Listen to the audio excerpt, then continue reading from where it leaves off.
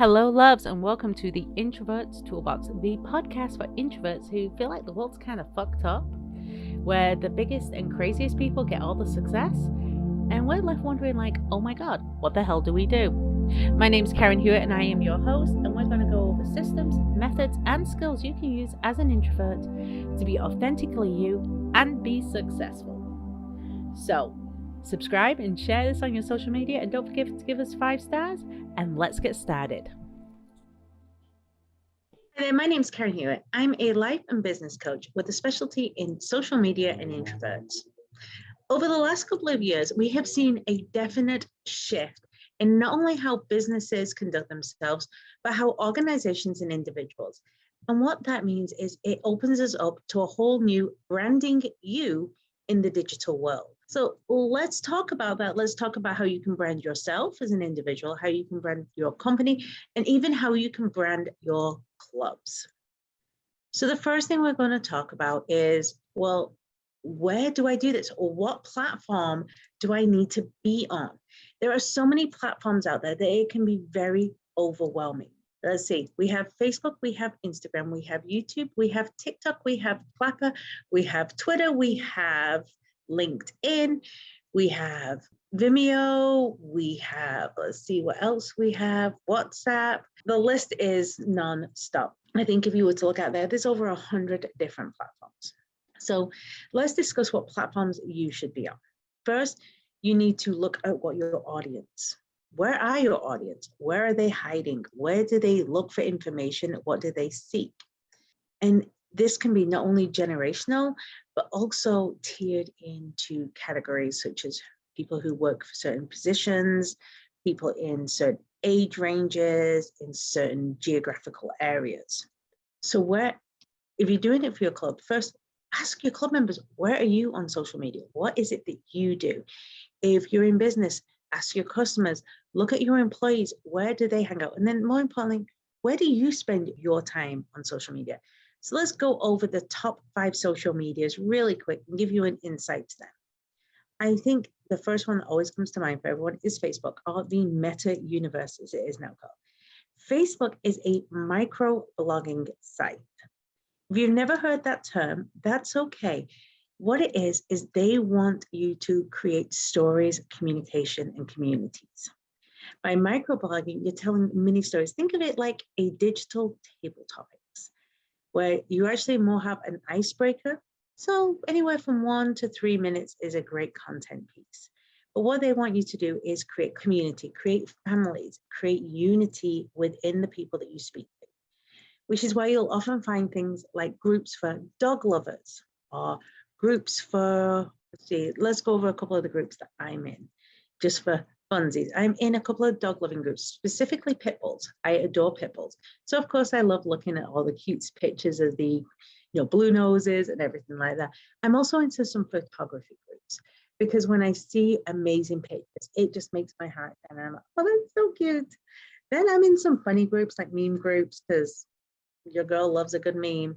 And then I'm also in astrology groups. Again, I'm building communities where I'm at, things that interest me. So the idea of Facebook is you want to build a community. And for a Toastmasters club, for example, that'd be a community of people who want to grow their speaking ability. They want to put themselves out more. They want to get their story across. Maybe they want to improve language. English is a second language for them. Maybe they want to improve their vocabulary. Maybe they don't want to feel nervous speaking. These are communities that you would want to speak out to. Then the next one is Instagram. Instagram is what I call a magazine social media. It is all about the pretty picture.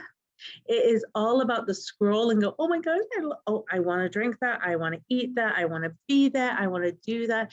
So this is a very visual, rather than a storytelling social media like Facebook. Instagram is very visual, think about flicking through a magazine. And what you're looking for is the high visuals, the high content, the things that catch the eye, the caption, even though the caption is important for the comments, for the content, for what people want to respond to, the main thing that draws people in on Instagram is the image. Next, we have Twitter. Twitter is a very verbal-based platform. It is all about small, quick concise conversations of 280 characters or less. Now, there is a way to stack them, and that's okay, but you're looking for quick and to the point, very bob and done. And people like to be very opinionated on Twitter. Just a fair warning for you. Then you have LinkedIn. LinkedIn is your professional network. This is where people go to share articles, share information, share education, and also encourage people to do things to improve their careers, their business, their education. So this is a highly professional and more information-packed social media. And finally, we have TikTok. No, TikTok is not all about funny cat videos. There is a lot of education on TikTok, but this a great way to put TikTok on your feed. For example, is table topics. Do quick table topics and ask people to stitch their answers. That would create a community and have a lot of fun. But it's about how much content can you give someone in 60 seconds or less? How can you get your point across in 60 seconds or less? And just think, how many people struggle with that? Could you help them? So that is a quick rundown of your platforms. Find out where your people are and then focus on 1 to 2 platforms. Don't overwhelm yourself. Don't go for all of them and just focus on 1, 2. Now you're like, okay, so I know what my platforms are. I'm going to pick this platform, but what do I post? When do I post? How do I post? How do I brand myself? You've just told me to pick a platform, but you've given me no details on how to brand myself. No worries. Let's get to that next. So homework time. I want you to go to your social media, take your phone and take a selfie. With a selfie, you're going to be holding 3 fingers up and you're going to ask your audience, because yes, everyone who is friends with you, watches your profile, they're your audience. So think I'm going to give it to you in a Toastmaster way. You're up at the podium, that's your social media, your wall is your podium, and everyone around you is your audience. Ask them what 3 things they think of when it comes to you. Kind of scary, I know. But those 3 things, as the platform is the content that you're putting out there, this is how you're getting known. This is your brand. And when you look at those 3 things, you're going to go, do you like that brand or do you not like it? If you don't like it, well, guess what? You can change it. And if you do, you go, okay, I'm doing a good job. Me, I'm real, raw, authentic. And I get a lot of people who absolutely love that for me. Now, I do rub some people the wrong way, but those are not the people I work with for my business. My business is all about raw authenticity. But I also find out I'm a mom. I'm into my astrology. I'm a person. I live with a lot of love, light, and hope. So have a look. What is it that you are putting out there? And if someone's like, you always talk about your dog, well, guess what? Your brand is kind of to do with your dog. And that's okay. It's allowed to be that. It's how you put yourself. And if people are like, well, you complain a lot. Then you kind of got to go, oops, do I? Am I that person? Am I the villain? That's a TikTok reference if you wouldn't know. But look at how people are putting out. Then you're going to decide, is this the brand I like? And if it isn't, don't worry, that is okay. The next step in our journey is we're going to look at what things do you want to do. So grab a pen, grab some paper, and I want you to write down all the things that you want to be known for as your brand. I want you to write down if you want to cover certain topics, if you have certain hobbies, certain things in business, certain skills, certain techniques, and other things like that. You may have caught one of my other brand ideas while we have been on this call. If you look, there is something on the back of my phone. It is also on my pen, and it is also on my background, and that is cherry blossoms. Cherry blossoms is very interwoven into my brand. So I have lots of little things that indicate that. So it doesn't have to be your major ones. It can be things that you have in the background, things that you have going on. So once you have that list, and yes, it's probably going to be a very long list because a lot of us, we want to do everything and anything at all times. And if it's your club, well, what's your club known for? How do they do things different? What things do you cover in your meetings? How do you do table topics? What kind of questions you ask? Is it friendly? Is it professional? You can both be friendly and professional, but some clubs are more business-based and some clubs are more community-based. Do you meet for margaritas before your meeting? What are some of the things that you do that make you stand out? Now you have that list. We're going to go through it and we're going to pick 2 to 3 things that you really, really want to focus on. And what we're going to do is list those at the top of the page. So you're going to take your first one and put it in the left, the second one in the middle, and the third one on the right-hand side of your page. Now we have that. We're going to do some hashtags. Okay. That's really old school. Like I'm totally showing my age there, and I'm sorry. It's a little bit too old school for most social medias right now, but we're going to have fun with it. Your hashtags are kind of like subdirectories, things that are within your topic that you want to be known for. So one of my things is I'm very raw and honest and often. So what do I talk about in my lives, in my posts, in my information? Well, I do talk about trauma, and I'm very honest about it. So trauma is one of my hashtags. Domestic violence is one of my hashtags because I do talk about my domestic violence history. NLP, because I teach neuro-linguistic programming and it's all mindset. So there's another hashtag. So we're going to use the dog example. One of your things is your dog. Well, what's your dog's name? That can be a hashtag. What breed is your dog? What kind of things do your dog like? What is or the talk? Does your dog bark? Does your dog growl? Does your dog talk? There is a talking dog that's taken over social media, specifically on TikTok, called Bunny. She presses buttons and has conversations because each button does a word. So some of her hashtags: talking dog, conversation, speak, bark, words. These are things that relate to what she does. And you're going to go down each list and you're going to come up with every word. And I just want you to brain dump. We're just going to throw it on the paper. And then once you're done, you're going to select the ones that mean the most to you. I could go all into how you're going to do Google Trends, keywords, and everything like that to work on it. But no, this is about being authentic, and I want it to be authentic to you. And as we build and grow, we can do more social media training to really key in those keywords and go into trending and SEO and everything like that. But let's just keep it fun and simple. So we have our platform. We have our content, because that's what you just did. You came up with your topics, which is your content. Now we're going to go into our purpose. What is the purpose that you have to post in the information you want to do? Is your purpose to build friendships? Is your purpose to build a business? Is your purpose to build a club? Because everything you should post should have a reason. Because when you have a reason, you can then take that reason, add something called a CTA or a call to action to have people respond to your post. You always want to look at every piece of content you post and go, well, why am I posting this? What result do I want to have? Do you want to motivate? Do you want to inspire? Do you want to invite them to a meeting? So always be finding your purpose in your message. So we're going to go back to a meeting example here. You just posted that your club has margarita nights before every meeting. Why? Why do you have margarita? And I'm using this because I do know a club that has had the opportunity to go meet for a margarita after or before the club meeting. It has been called things like post toasties for the afterwards, and it's all about that community. You're not posting because you want to tell them, hey, we go get drunk. You're posting because we're a community, we stick together, we're friends, we have fun together, we learn together, we grow together. So the purpose of this post is not to say, hey, come get some drinks and come get sloshed. The purpose is come find your community, find your people, find the people you're going to be friends with, find the people you can relate to. Let's have conversation, let's have friendship, let's grow together. So now you look at this, go, well, I'm going to post this on my platform. It's Facebook. My purpose is to invite people to come to margaritas because I want them to be friends and find them. You know, I always talk about how Toastmasters has helped me be more confident. You know, you can then make a post, which is a really fun selfie picture of you and all your friends there having the post toasties at the bar afterwards and say, oh, I wish you were here. I love that I get to go hang out with my friends after an hour meeting where we have learned, we have laughed, we've had fun, and we have grown together. And what you're doing there is it's not just, hey, come have a drink with us. You're telling them why. You're telling them what's in it for them. You're telling them the fun part of it. And then you can do what's called a call to action. Who wants to come with me next time? You've just invited them to come out for post toasties with you. And when they're like, hey, me, awesome. Hey, let me send you a message with where we're meeting and what time. I'd love to have you come to our Toastmasters. Then we can go and hang out and have drinks afterwards. It'll be so much fun. I cannot wait for you to meet all my friends. How simple was that? So then that leads from your purpose to your positioning.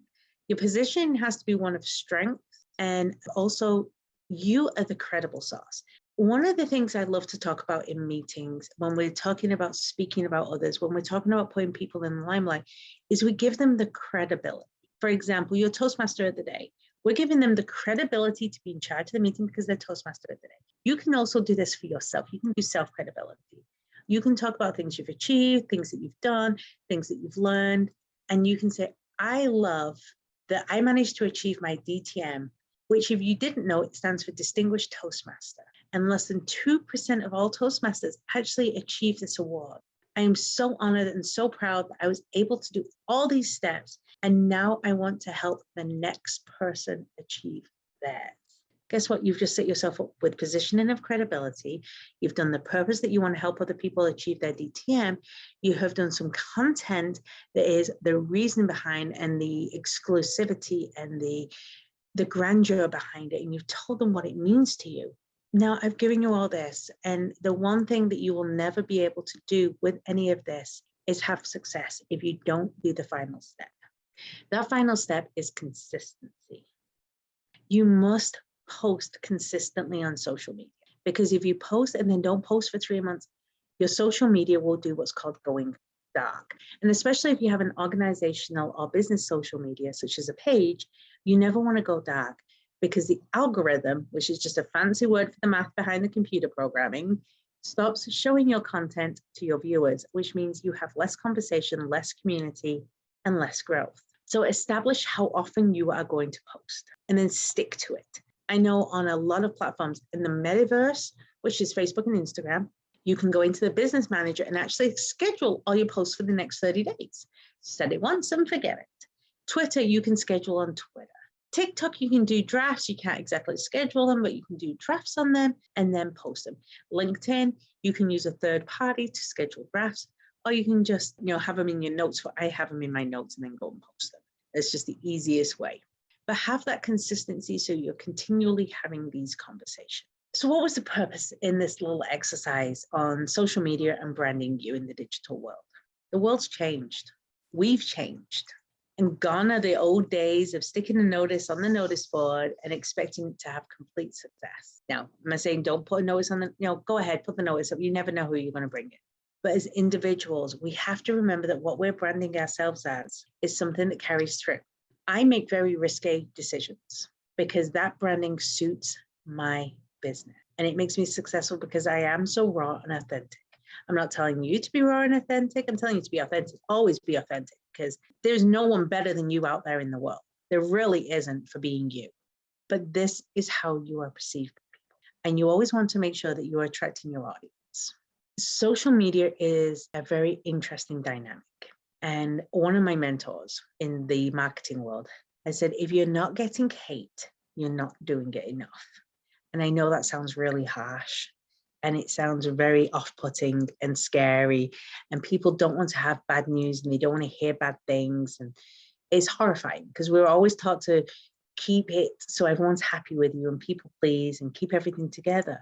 But in this world where we can hide behind keyboards, there are so many people that will form digital warrior huts. And what that means is they go out, oh, you're wearing a blue dress. Oh my gosh, you look terrible in blue. But I feel amazing in blue, so it's okay, don't worry about it. Or they may take something that you stand up for and say, that's no good. Or they may say, well, oh, why would you go to something like that? These people are out there. And you're going to find that your friends and family will always support what you post because they're your friends and family. But that means that you are not getting reach. Reach is when you go beyond your direct audience and have that. People always say going viral. Going viral is not what it's made up to be. It is not all that. It's more about consistent reach.